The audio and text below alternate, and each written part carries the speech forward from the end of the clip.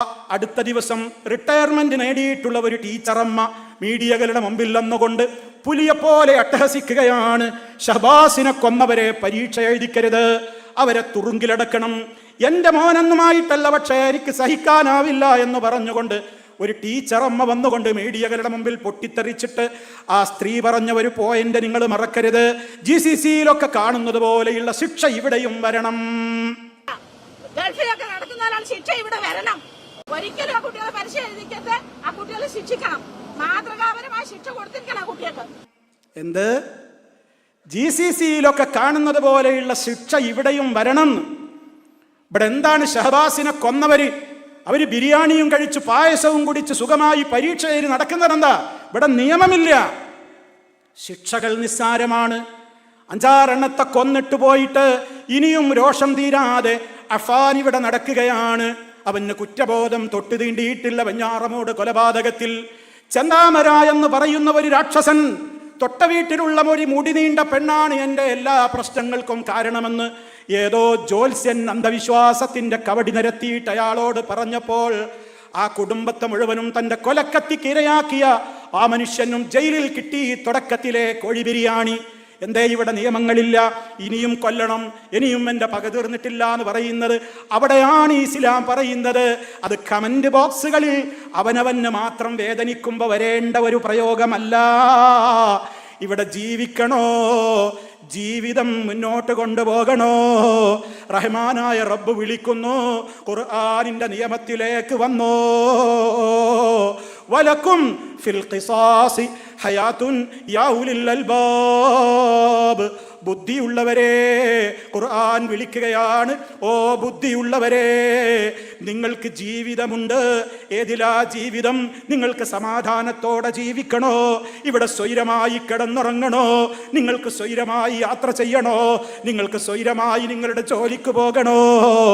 ഇവിടെ കൊലക്ക് കൊല എന്ന ശിക്ഷ വന്നാലല്ലാതെ വലക്കും ഫിൽ ഖിസാസ്, നിങ്ങൾക്ക് പ്രതിക്രിയാ നടപടിയിൽ എന്തുണ്ട് എന്നാണോ പറഞ്ഞത്?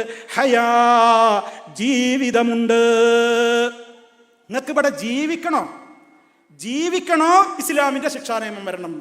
ഇത് ഞാൻ പറയുന്നതല്ല, ഇതന്നെ എല്ലാവരുടെയും ആഗ്രഹം. ഷഹബാസ് എന്ന മോനെ നഞ്ചക്ക് കൊണ്ടവന്റെ നെഞ്ചും തലയോട്ടിയും തകർത്ത് ഇടിവള കൊണ്ടവനെ ഇടിച്ച് ചമ്മന്തിയാക്കിയ ആ വാർത്ത കേട്ടവര് മുഴുവനും പറഞ്ഞു, കമന്റ് ബോക്സുകളിൽ നിറഞ്ഞു, പച്ചക്ക് കത്തിക്കണം. ആ മക്കളെ പച്ചക്ക് കത്തിക്കണം എന്ന് പറഞ്ഞു. അത് മനുഷ്യന്റെ വികാരമാണ്. അതൊരു മനുഷ്യന്റെ വികാരമാണ്, സാധാരണക്കാരുടെ വികാരം മാത്രമല്ല. 10 മാസം നൊന്തുപറ്റി കൈ വളരുന്നു കാല് വളരുന്നു എന്ന് നോക്കിയിട്ട് വളർത്തിയുണ്ടാക്കിയ പൊന്നുമ്മ, ഷഹബാസിന്റെ ഉമ്മ, ഷഹബാസിന്റെ ഉപ്പ, അവരുടെ മനസ്സിന്റെ വേദന, ആ വേദനയിൽ നിന്ന് അവർക്ക് വരുന്ന ഒരു പ്രതികാരമുണ്ട്. അതെന്താ? എൻ്റെ മകനെ കൊന്നവനും ഇവിടെ അങ്ങനെ ജീവിച്ചുകൂടാ. അതവരുടെ വികാരമാണ്. ആ വികാരത്തെ പരിഗണിച്ച ഒരേ ഒരു മതം, അത് അള്ളാഹുവിൻ്റെ ദീനാണ്. നിങ്ങൾക്ക് കേൾക്കണോ? അള്ള പറയുന്ന വാചകം കേട്ടോ, ഞാൻ എൻ്റെ വകയിൽ പറയുന്നതല്ല. വമൻ ഖുതില മദ്ലൂമാ ഫഖദ് ജഅൽനാ ലിവലിയിഹി സുൽത്താനാ. ആരെങ്കിലും അന്യായമായി കൊല്ലപ്പെട്ടാൽ, എവിടെയെങ്കിലും അന്യായമായി ഒരു കൊല നടന്നാൽ, ഫഖദ് ജഅൽനാ, അല്ലാഹ് പറയുകയാണ്, നാം നിശ്ചയിച്ചു കൊടുത്തിട്ടുണ്ട്, ലിവലിയിഹി, ആ കൊല്ലപ്പെട്ടവന്റെ അടുത്ത ബന്ധുവിന്, മോൻ പോയ വേദനയുള്ള ഉമ്മായിയുടെ വേദന, മോൻ പോയ വേദനയിൽ തീ തിന്നുന്ന ഉപ്പയുടെ വേദന, ആ ബന്ധുക്കളുടെ വേദന, അവർക്ക് നമ്മളൊരു റൈറ്റ് കൊടുത്തിട്ടുണ്ട്. സുൽത്താന, അവർക്കാണ് ഇനി എന്ത് ശിക്ഷ നടപ്പാക്കണം എന്ന് പറയാനുള്ള അധികാരം. അതുകൊണ്ട് ഇവിടെയൊക്കെ എന്താണെന്നറിയോ? കോടതി കൊലക്കുറ്റത്തിനാണ് തെളിഞ്ഞാൽ, കേസാണ്ട് പിടിച്ചാൽ വധശിക്ഷക്കാണ് വിധിക്കും. വധശിക്ഷക്ക് വിധിക്കുന്നത് നമ്മുടെ രാജ്യത്തുള്ള, നമ്മുടെ കേരളത്തിന്റെ ജയിലുകളിൽ 41ഓളം ആളുകൾ വധശിക്ഷക്ക് വിധിച്ച് വിധി കാത്ത് കഴിയുന്നുണ്ട്. 1976 മുതൽക്ക് കിടക്കുന്നുണ്ട്, കൊന്നിട്ടില്ലെന്നവരെ. ആ വിധിയല്ല ഇത്. ഉമ്മയോടും ബാപ്പയോടും കോടതി ചോദിക്കും, മാപ്പ് കൊടുക്കാൻ തയ്യാറുണ്ടോ? നിങ്ങളെ കയ്യിലാണ്. ഫഖദ് ജഅൽനാ ലിവലിയിഹി സുൽത്താന, ഉമ്മാക്ക് അധികാരം കൊടുക്കുകയാണ്. പറയൂ ഉമ്മ, എന്ത് ചെയ്യണം? കൊല്ലണോ? മാപ്പ് കൊടുക്കണോ? ഉമ്മ പറയുകയാണ്, ഉപ്പ പറയുകയാണ്, എന്തു തന്നെ ഞങ്ങൾക്ക് മോചനമൂല്യം തന്നാലും ഞങ്ങൾക്ക് ഞങ്ങളുടെ മോന് കിട്ടൂലല്ലോ, കൊന്നേ പറ്റൂ എന്ന് പറഞ്ഞാൽ ആ വിധി അങ്ങ് നടപ്പിലാക്കും. അതാണ് ഇസ്ലാമിന്റെ പ്രതികാര നടപടിയുടെ റൈറ്റ്. ഇസ്ലാം അതിലേക്കാ വിളിച്ചത്. അതേ അവസരത്തിൽ ഒരു നിരപരാധിയെയും വേട്ടയാടൂല, എല്ലാ കടമ്പകളും കടന്നിട്ടേ ശിക്ഷ വിധിക്കൂ. ഇസ്ലാമിലെ ഒരു ഖാദി പോലും ഒരു കുറ്റം നേർക്കുനേരെ കണ്ടാൽ പോലും ശിക്ഷ നടപ്പാക്കൂല. അതിൻ്റെ തെളിവുകളിലൂടെ അത് ബോധ്യപ്പെടുത്തിയിട്ടല്ലാതെ നടപ്പിലാക്കാൻ അധികാരമില്ല. അത്ര പഴുതടച്ച നിയമങ്ങളാണ് ഇസ്ലാമിലെ ഹുദൂദുകൾ, ശിക്ഷാ നിയമങ്ങൾ, പ്രതിക്രിയാ സമ്പ്രദായങ്ങൾ. അപ്പൊ അവനാനിക്കാണ് വേദനിക്കുമ്പോൾ കമന്റ് ബോക്സിൽ വന്നിട്ട് ഇങ്ങനെ പറയും, പച്ചക്ക് കത്തിക്കണം, അവന്റെ ബലാത്സംഗം ചെയ്തിട്ടുണ്ടെങ്കിൽ പറയും അവന്റെ സുന അരിയണം, അവനെ ഇപ്പൊ ആകാണ്ട് കത്തിക്കണം, അവനിപ്പൊ കൊല്ലണം എന്നൊക്കെയാണ് വേവലാതി പൂണ്ട് പറയുന്നല്ലാതെ, അതൊക്കെയാണ് കഴിഞ്ഞിട്ട് വേറൊരു കേസിൻ്റെ വരുന്നിട്ട് എവിടെയെങ്കിലും ഒരാളെ തൂക്കിക്കൊന്നു, ഏതെങ്കിലും ഒരു രാജ്യത്ത് നീതി നടപ്പിലാക്കി എന്ന് കേൾക്കുമ്പോൾ അതിന്റെ പിന്നാലെ സംഖ്യകൾ വരും. ക്രൂരം, കാടത്തം, മനുഷ്യത്വരഹിതം, മുഹമ്മദിന്റെ കരുണയില്ലായ്മ, ഖുർആനിന്റെ നീചത, ഖുർആനിന്റെ ക്രൂരത, ഇതൊക്കെ പറഞ്ഞു വരും. അവനാനിക്ക് നൊന്ത് അവനവൻ്റെ പ്രശ്നങ്ങൾ വരുന്നിടത്ത ഇസ്ലാം ഇടപെടുന്നത്.